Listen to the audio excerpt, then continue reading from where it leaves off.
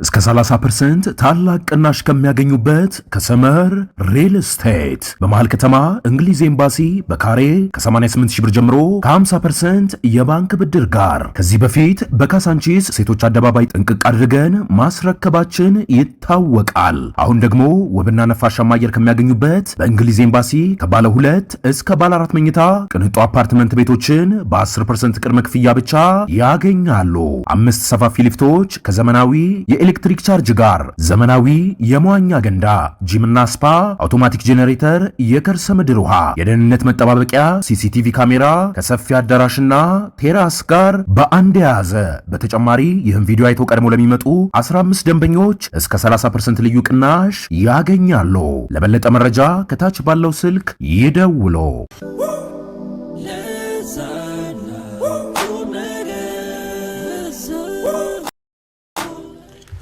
በኢራን ሰማይ ላይ ተመተው የወደቁት የጦር ጀቶች የፕሬዝዳንት ዶናልድ ትራምፕን በሰማይ አይነኬነት ሸነቆሩት። እዚህ ላይ ነው ሁኔታ ያለው። በጣም አስገራሚ ነገር ነው። ጦርነቱ አለቀ ሲባል እንደገና እየተጋጋለ የሚሄዱ ጉዳይ የዚህ ሳምንት ትልቅ አጀንዳ ሆኗል። ፕሬዝዳንት ትራምፕ በተደጋጋሚ ኢራን ተደቁሳለች ነበር ሲሉ ነው የነበረው። ምንም አቅም የላትም፣ ሚሳኤሎች ሁሉ አልቀዋል ነበር። ግን የአሜሪካ አውሮፕላን መጣል ማለት ትልቅ እንደምታ አለው። በተለይ የኢራን የአየር ክልል ደጋግመን እንድለው እንደነበረው ሁለቱ ሌላ ያላን የአሜሪካ አየር ኃይል ያው ኃይል ነው። የእስራኤል አየር ኃይል ደግሞ መካከለኛው ምስራቅ ውስጥ መሳይ የለውም። ስለዚህ የነዚህ የሁለቱ ጥምረት የዛችን እስላማዊት ሪፐብሊክ የአየር መከላከያና የጦር ጀቶቿን አሻምዶ ጨርሷል እና ከዚህ በኋላ የኢራን የአየር ክልል የመሸታ ቤት በር ነው። እንደ ፕሬዝዳንት ትራምፕ ገለጻ የሚል ነገር ሁሉ ጊዜ ማስገባት ሊኖርብን ደርበብ ነው እንጂ አይዘጋም። ትናንትና ኢራን ያደረገችው ነገር እንግዲህ እንዴት ይገለጥ ቢባል አባወራ አለው ሰማዩ። የመሸታ ቤትም አይደለም፣ በሩም ዝግ ነው። ይሄንን ነው ያየነውና በአንድ ጀንበር 3 ጢያራን የመታቸው። አንደኛው ያው ተደጋግሞ እንደተነገረው F-15 ነው። ኢግል ወይም F-15 ይሉታል። የጦር ጀት ነው። ለአየር ውጊያና እንዲሁም ደግሞ የመሬት ኢላማዎችን ለመምታት ሚሳኤል ተኳሽም ነው። ከሰማይ ወደ መሬት አየር ለአየር የሚተኩስ ሚሳኤሎች አሉ እና ይሄ ምንድነው ለአየር ዶግ ፋይት ለምትለው ደግሞ ምንድነው ፍሌክሲቢሊቲ ተጣጣፊነት ያለው ማለት ነው። እንደዛ አይነት በጣም ምርጥ የጦር ጀት ነው። ጊዜ ያስቆጠረ ቢሆንም ይህንን የጦር ጀት እንዴት መታ እንደጣለችው አስገራሚ ነው። ኢራን በጣም አስገራሚ ተኩስ ነው ያደረገችው። እንደገና ፓይለቱ እየተፈለገ ነው የሚል ነገር ደግሞ አለ። ሁለት ናቸው አብረው የሚያበሩት ጋቢና ውስጥ ከኋላና ከፊት ነው የሚቀመጡት። አንደኛው ዌፐንስ ኦፊሰር ይባላል። ተኳሽ ልንለው እንችላለን። ሌላው ስቲል ይዋጋል። ይሆናው እንደዚህ ሆነው ነው የሚበሩትና ሁለቱም ናቸው የወረዱት ተብሎ ነው የሚታመነው በፓራሹት። አዎ፣ ነገር ግን አንድ የወረደች የፓይለት ወንበር አለ። እንደዚህ አይነት ምቾት በሌለው ወንበር ነው የሚበሩት ትላለህ። ወንበሯ ከሰማይ ላይ ወርዳ መሬት ተከስከሳ መስሎኝ ፎቶግራፏ የተነሳ ተቸርችፏል። በጣም ተቸርችፏል፣ ጠቅርሿል እና ከዛ ላይ ተነስቶ በሙሉ አካል ነው ወይ የነበረው? እንደው የሚያስነክስ ነገር አልገጠመውም ወይ ልትል ትችላለህ። አንዱ በር ነው ያየ ነው 1.5 ሚሊዮን ካሬ ኪሎ ሜትር ነውና ስፋቷ ድሮ ለምሳሌ ከለውጥ ከ83 በፊት የነበረችው ኢትዮጵያ 1.2 ሚሊዮን ካሬ ኪሎ ሜትር ነበረች። ከዛም በላይ ነው ማለት ነው። በጣም ሰፊ ሀገር ናት ኢራን። በጣም ተራራ የሚበዛትና ለ2500 ዓመታት ጥብቀው የጠበቋት ወታደሮች ናቸው ይባላሉ። መሬቷ አይመችም የኢራን ተራራ ነው እና በረሃነትም አለው። ግን ራሳቸው መመገብ የቻሉ ህዝቦች ናቸው። በዛ ተራራ መሀል ለጠላት ነው ማወራ ለጠላት እኮ ነው ያወራ ያለው። ኢትዮጵያም እኮ ታሪኳ ይሄ ነው። ተራራማ ወደ ሰሜኑ ማካሄድ አድዋ ላይ ቀንድሸው ሲጥሉት መቼም ከታሪክ እንማራለን ነው ያማረም ነው እንጂ አድዋ ላይ ቀንድሸው ሲጥሉት እኮ ግማሹን ጨዋታ የጨረሰው መሬቱ ነው። ተራራማ ነው እና ምንድን የሆነው ኢራኖች ምናልባትም የእግረኛ ውጊያ ለእነ አሜሪካና ለእነ እስራኤል ከባድ የሚያደርገው አንዱ መሄድ ሊሆን ይችላል። ዳርዳርታ እያሳዩ ያሉት እንደ ኢራን እንደ ኢራቅ ቀጥታ ሊገቡበት አይችሉም። ኢራቅ የእግረኛ ውጊያ ነበረ። እውነቱን ነው ለመነጋገር ያለብን። አሁን አሜሪካ ተራራ ለተራራ የምትዋጋበት ምክንያት አይታየኝም። ለምን ዋይ እኮ ዓላማው አልተሳካማ ያለች ጦርነቱ የተጀመረበት ምክንያት እየተሳካ አለመሆኑን ነው የሚያሳየው። እነሱ ይሄ ስፔሻል ኦፕሬሽን የሚሉት አይነት ካልሆነ በስተቀረ ይሄ ምንድነው እንደ አንደኛ ዓለም ጦርነት ምንድነው ድንጋይን ትራስ አድርገህ ኮዳህን ይዘህ የለም እንደዚህ የለም። አሁን ለምሳሌ ኢራን ከምትለው ነገር አንዱ 1 ሚሊዮን ጦር አለኝ። 1 ሚሊዮን የአሜሪካ ጦር እግሩ እስኪለቅ ድረስ በጣም በጉጉት ነው እየጠበቅን ያለ ነው ብላለች። ግን አልገባኝም ምን አይነት ጦርነት አስበው ነው ገብቷል። የጀቱን እንሂድ ተመታ ወደቀ የተገኘችው አንዱን በርነች። በጣም እርግጠኛ ነኝ አብራሪውን ተኳቹ የታወቀ ነገር አብራሪውን ይሁን ይሄን አላረጋግጥ ሰውን አለየ በወደቀበት ጊዜ ምንድነው እንግዲህ ውሃ ላይ ከወደቀ ላይፍ ጃኬት ነው የምትለው አለችው ላይፍ ሴቨር ስንቆችም አሉት ጥቂት ቀን የሚያቆዩ ይሄ ተቀላላ እንትን ያለውን እና ከሁሉም በላይ ደግሞ እንደ መገናኛ ቀይ እንደ ሻማ የመሰለች ነገር አለች። ሲለኩሳት ትበራለች። ቀጥ ብላ እንትን ታደርጋለች። ስለዚህ እነዚህ ደግሞ ሬስኪዩርስ ነፍስ አድን እንትኖቹ ዝግጁ ናቸው። በዛ መንገድ ነው ፈልገው ያወጡት አንዱን ያገኙት ማለት ነው። ኢራኖች ቢያገኙት ብዙ ነገር ነው፣ ብዙ መደራደሪያ ነው። አይታወቅም ጣፈንታ ጦርነቱ ምናልባት ሊቆም ይችላል። አሜሪካ ለሰውየው ብላ የምትከፍላቸው ነገሮች ብዙ ይሆናሉ። በህይወት ከተገኘ ብዙ ነገር ሊከሰት የሚችለው አልቻለችም። እነዚህ ሁለት ክፍለ ሀገሮችን አጣምሮ ነው የወደቀውና ዜናው የዛ አካባቢ ነጋዴዎች ተጣምረው እኔ የሰማሁት አሁን ያየው $60,000 ቢል ነው። የመጀመሪያው $76,000 ነው። እሱም ፓይለት ያያችሁና ያስያዛችሁ $76,000 እንሰጣለን ብለዋል። እና ከኢራቅም ሰዎች ገብተው ሊሆን ይችላል ይገባሉ። ከአካባቢ ያሉ አጎራባች ሀገሮችም በፍለጋው መሰማራት አለባቸው። እንደ ወደዚህ ብቅ ብሎስ እንደሆነ እኛም ማንጋጠጥ የለብንም። እንደ ወደ ሰማያችን ወደዚህ ሊደርስ አይችልም። እዛው ነው የወደቀው። አንዱን አውጥተዋለች። ትልቅ ፊት ነው፣ ትልቅ አኮምፕሊሽመንት ነው አንዱን ማውጣታቸው። አሁን አንዱን አውጥተው ሲሄዱ ሁለት ሄሊኮፕተሮች ናቸው እንደሚመስለኝ። አንዱ A10 የተባለው የአሜሪካ የጦር አውሮፕላን እና ስለዚህ አውሮፕላን ትንሽ አውቃለሁ። ምን አብረህ ነው ወይስ ሄደህበት ነው? አላበረርኩም። ስለ አውሮፕላን ቴክኖሎጂ አላበረርኩም። በኢራቅ ጦርነት ትልቅ ሚና የነበረው ነውና ስራው ታንክ ገዳይ ነው የሚሉት።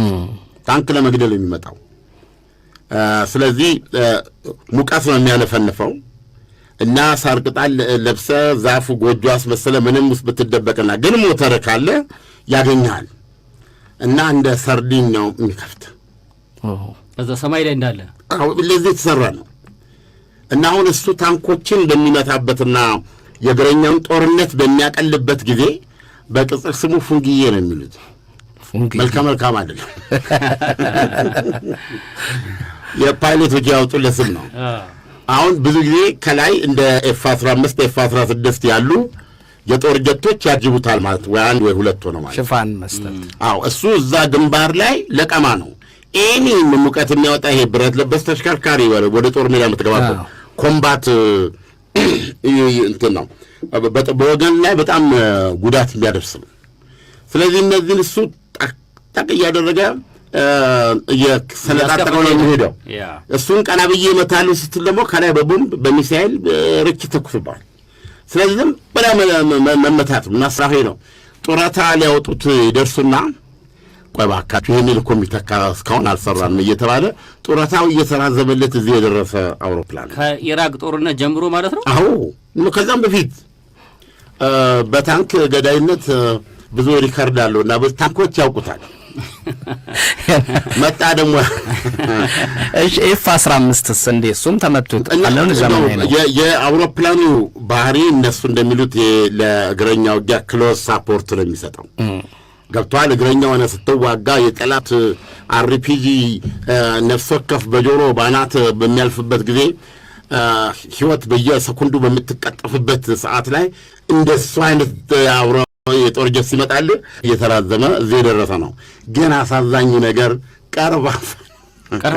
ቀርባፋ ነው።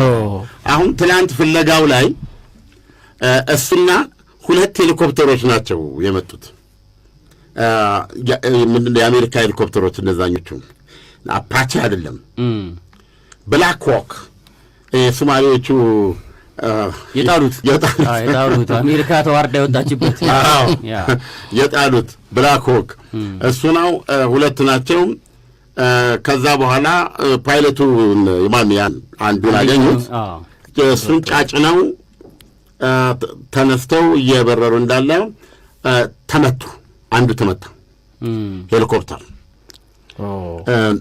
አክቹዋሊ የሚጥለን ትላል እንግዲህ እርግጠኛ አልሆንኩም በመትረየስ ነገር ይሁን ዋቴቨር ቀላል ውስጥ የነበሩ ሰዎች ቀላል የመቁሰል አደጋ ደርሶባቸዋል። ኦኬ ሄሊኮፕተር ውስጥ ተዋል እና እንደምንም ያችን ሄሊኮፕተር ይዟት ሄደ ማለት ነው። አሁን ይሄኛው ነው ወይ የተመታው ነው? ይሄ አሁን ያልኩ ታሪኩን የነገርኩ ይሄ 10 ኢራን የቱ ጋር መታወት ነው የምትለው? ሆርሙዝ ሰርጥ አካባቢ መታወት ነው የምትለው ባህሩ ላይ ሆርሙዝ ሰርጥ ነው፣ ሰማይ ላይ ሆርሙዝ ሰርጥ አካባቢ ነው። እንግዲህ የሚታመነው ይሄ አጅቦ ሄደው ነው እና ምንድን ያደረገው ፓይለቱ ተመቷል። ነገር ግን ከኢራን ይዞት ወጣ። ሳምሃው ከኢራን ሰላጤውን ተሻገረው። ያንን ተሻግሮ ኩዌት ነው የሚገባው፣ አለዚያ ኢራቅ ነው የሚገባው። ያንን ከተሻገረ ሄጄ አላውቅም እንዴ ይሄ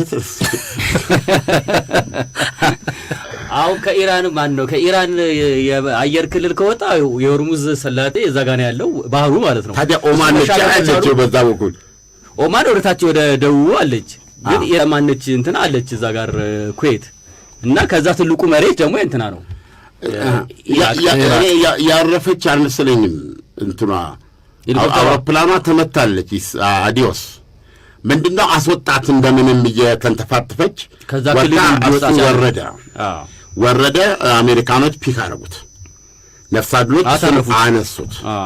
አሁን አሜሪካ ስንት ፓይለቶች አድናለች? 2 አንድ ሰው ነው የጠፋት። እንግዲህ በትናንትና 2 ኢራን አንድ F-15 እንደገና A-10 የሚባለውና ሄሊኮፕተሩን ደግሞ በዚህ ደረጃ አሜሪካ እኮ በዚህ ጦርነት በተወሰነ ደረጃ ሁለቱም መጣል ማለት መምታት ማለት አሜሪካን የሚሊተሪ አቅሟ ላይ ጥያቄ የሚፈጠር ነው።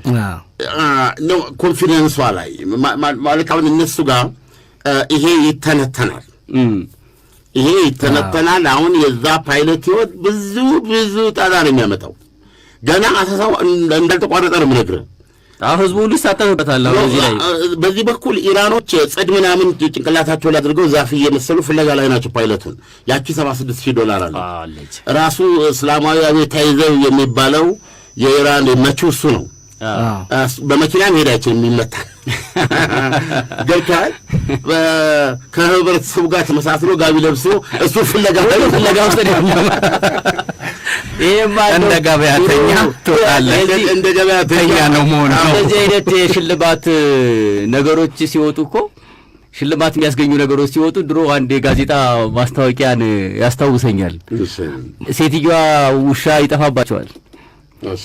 ውሻ ይጠፋባቸውና ይሄዳሉ አንድ ጋዜጣ ማተሚያ የከተማው ጋዜጣ አታሚ ጋር እና ለዋና አዘጋጁ ምንድነው ሲል አይ ውሻ ይጠፍቷል ይሄውና ፎቶግራፉ እና ይሄን ያህል ገንዘብ ከፍላለሁኝ ነገ አትሙልኝ እና ሰው ለሚያመጣ ወረታ ከፍላለሁ ብለው ሴትዮዋ ሄዱ አሉ። ወረታ ስንት ነበር? እንደው እንደ ኢራን አሁን እንዳወጣችሁ ላይሆን ይችላል $10,000 ይሆን? 25,000 አድርገው 25,000 ይሆን 25,000 ብር ይከፍሉና ጋዜጣ ላይ ያወጡና በከተማው ያ ጋዜጣ ይበተናል ማለት ነው። ያው መቼም የከፈለ ሰው በማግስቱ እንዴት ሆነ ማለቱ አይቀርም። አዎ ሄዷ ወደ ጋዜጣው ክፍል ምን ላይ ደረሰ ጉዳዩ? ለባለ ደረዋላችሁ መጀመሪያ እግዚአብሔር ይመስገን አስታወሳችሁ። አይደለም ከጥበቃው በር ላይ በፊት ሲገቡ ፍተሻ ሁሉ አለ። በካሜራ በኤአይ በምናምን ተፈትሸው ነበር የሚገቡት ማስታወቂያው ሊያስነግሩ ሲሉ። አሁን ጥበቃም የለም ማንም የለም በሩ ላይ እና አልገባቸውም። ሰተት ብለው ገቡ። ከዛ እንደ ዋና አዘጋጁ አይጠፋም ወይ ምክትሉን ባገኝ አንዴ ሊጠፋ ይችላል አይጠፋም። ከዛ ኳኳ ሲያደርጉ ማንም ሰው የለም። ግን ኤዲተሪንግ ቲፍ የሚለው አለ በሩ ላይ የዋና አዘጋጁ ቢሮ አለ እና እንደው ተገኝቶ ይሆን እንደው ይሄ ጋዜጣ ደግሞ ተነባቢ ነው እንደሚታወቀው እዚህ ከተማ ላይ ያንን ጋዜጣ ነበበ ሰው ውሻው ማን ያያዋል ወዲያው ያመጣልኛል 25,000 ይዞ ይሄዳል ነው ነገሩ። ኦሬዲ ብሪፍ ኬዝ ውስጥ ይዘዋል። ኦሬዲ ገንዘቡን ይዘዋል። አሁን እዛኛው የዋና አዘጋጅ ተባለ ቢሮ ኳኳ አድርገው የለም ሰው ዞር ሲሉ ሰው የለም። ከዛ ሊወጡ ሲሉ አንድ ሰው እዚያ ቁጭ ብሎ ያያሉ። ታይፒስት ትሆናለች የኔ ተቀጠቀጣለች እንደው ለሚቀጥለው ቀን ስራ ይሆናል በሚል ከዚህ ለቀለቀ እንዳት ተብላ ትእዛዝ ተሰጥቷት ነው። ደህና ዋልሽ ደህና እንደው ትናንት መጥቼ እዚህ ጋዜጣ ላይ እንዲህ አድርጌ ነበርና ዋና አዘጋጁን ፈልጌ ተገኝቶ እንደሆነ ለማለት ነው ብለው ሲሉ ዋና አዘጋጁን ነው የፈለጉት። አዎ ማንም ሰው የለም ሁሉም ውሻውን ፍለጋ ወጥቷል። 25,000 ለብዙዎቹ ጋዜጠኞች ያመት ደሞዝ ነው። ምን ሊያደርጉ ይቀመጣሉ? እና የኢራን አብዮታዊ ዘብ ውጊያውን ትቶ ወደ ፍለጋ ቢገባ የሚገርም አይደለም። የኢራን እስላማዊ አብዮታዊ ዘብ እሱ ፍለጋ ለዓላማ ነው። እሱ ይሰጣሉ ብሏል እኮ እሱ ራሱ የኢራን መንግስት እንዲሁም የሚያወላዳ ላይሆን ይችላል እንጂ ወሮታል ብሏል ብሏል። ግን እንደዚህ ብቻ በህይወት ያዙልኝ ነው ነገሩ። በህይወት ኖሬ ሰውስ ቢሆን ለማሳያ የዛ የእስራኤል ታሪክ ይመጣል። ታዲያ እስራኤል አንድ ባለፈው በሄሊኮፕተር ወርዳ ሰላምታ ሰጥታ ካፒቴን ብላ ሬሳ ቆፍራ 40 ዓመት በኋላ 45 ዓመት በኋላ ተሸክማ ጽን በየተተኮሰ ሄዝቦላ እግዚአብሔር ነው ያወጣችሁ ብሏል። ይዘው ሄደው እዛ ቼክ ሲያደርጉ እሱ አይደለም ወታደሩ አይደለም። አዎ የዛሬ 10 ዓመትም እንደገና ተመሳሳይ ሰርች እንደሚያደርጉ አትጠራጠር።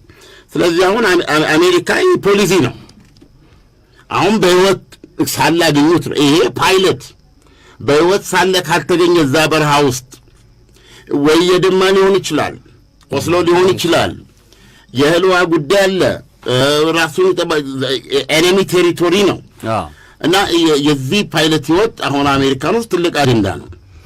እና ዶናልድ ትራምፕ ግን ምን አሉ? በመጀመሪያ ተነገራቸው ጉዳዩ ለኤቢሲ ነው አጠር ያለች ኢንተርቪው የሰጡት። ምንድነው አሁን የእርሱ አስተያየት ሲባል ነው አልሰጥም ምንም አስተያየት ግን የጦርነት ሊሆን ይችላል ሊያጋጥም ይችላል ነው ሊያጋጥም ይችላል። አሁን ዶናልድ ትራምፕ እንግዲህ አሁን ምንድነው እሱም ፓይለት አምጡ ነው ዶክተር ለድርድር በሪ ከፍታለ እሱም ፓይለት አምጡ ነው። አሁን ዘትራጀዲ ይሄኛው ምንድነው ህይወቱ ሄዳነው አለ የዛኛውን ሁኔታ ይናገራል።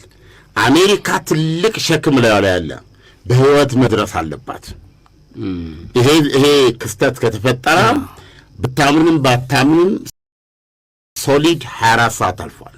እስራኤል በአንድ በኩል በኢራን ላይ የሚያካሄደውን ድብደባ በመቀጠል ቡሽሄር ተብሎ የሚታወቀው የኒውክሌር ጣቢያ ላይ 4ኛ ዙር ድብደባ ማካሄዱን ኢራን ገልጻለች።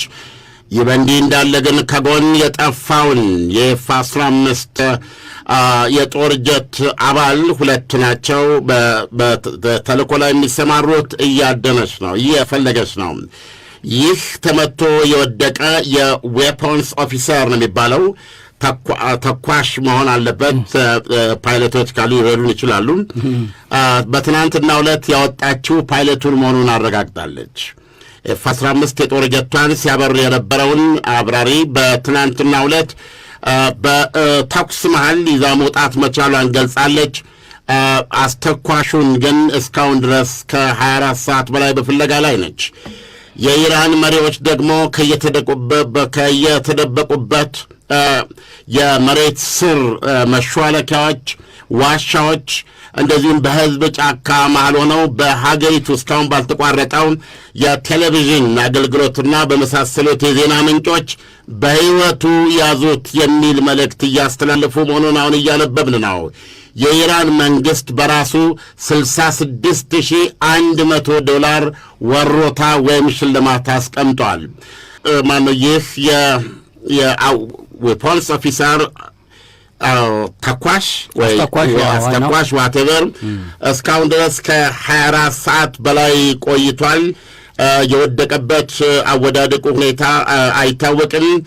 እስካሁን በምናየው ሁኔታ ፓይለቱ ወደ መሬት ያረፈበት ወንበር የጠቀረሸ ወይም የጭስ የመታው የሚመስልና ከላይና ከጫፎቹ የተቸፈቸፉ ናቸው የሚያሳየው እጅግ አደጋ ውስጥ እንደነበረ ነው። በተኩሱ ምትና አንድ በዚህ ላይ ልምድ ያለው ፓይለት ሲናገር የባህር ኃይል አንድ የጦር ፓይለት ሊደርስበት የሚችል ከፍተኛ ነገር ይሄ በጃንጥላ የመውጣት ነው። በጣም ቫዮለንት ነው ብሏል። ሰውነቱ ላይ ጉዳት ሊያስከትል የሚችል ነው ብሏል። ነገር ግን ከወረዱ በኋላ የህይወት ማቆያና ለነፍስ አድን ሰራተኞችን ድረሱልኝ የሚሉበት በቂ ስልጣን አላቸው ብሏል። ይህም ሆኖ ይህ ሰው አልተገኘም። አሜሪካ ፍለጋ ላይ ናት። እስከ 30% ታላቅ ቅናሽ ከሚያገኙበት ከሰመር ሪል ስቴት በመሃል ከተማ እንግሊዝ ኤምባሲ በካሬ ከ88,000 ብር ጀምሮ ከ50% የባንክ ብድር ጋር ከዚህ በፊት በካሳንቺስ ሴቶች አደባባይ ጥንቅቅ አድርገን ማስረከባችን ይታወቃል። አሁን ደግሞ ውብና ነፋሻማ አየር ከሚያገኙበት በእንግሊዝ ኤምባሲ ከባለ 2 እስከ ባለ 4 መኝታ ቅንጡ አፓርትመንት ቤቶችን በ10% ቅድመ ክፍያ ብቻ ያገኛሉ። 5 ሰፋፊ ሊፍቶች ከዘመናዊ የኤሌክትሪክ ቻርጅ ጋር፣ ዘመናዊ የመዋኛ ገንዳ፣ ጂምና ስፓ፣ አውቶማቲክ ጄኔሬተር፣ የከርሰ ምድር ውሃ፣ የደህንነት መጠባበቂያ፣ ሲሲቲቪ ካሜራ ከሰፊ አዳራሽና ቴራስ ጋር በአንድ የያዘ። በተጨማሪ ይህን ቪዲዮ አይተው ቀድሞ ለሚመጡ 15 ደንበኞች እስከ 30% ልዩ ቅናሽ ያገኛሉ። ለበለጠ መረጃ ከታች ባለው ስልክ ይደውሉ።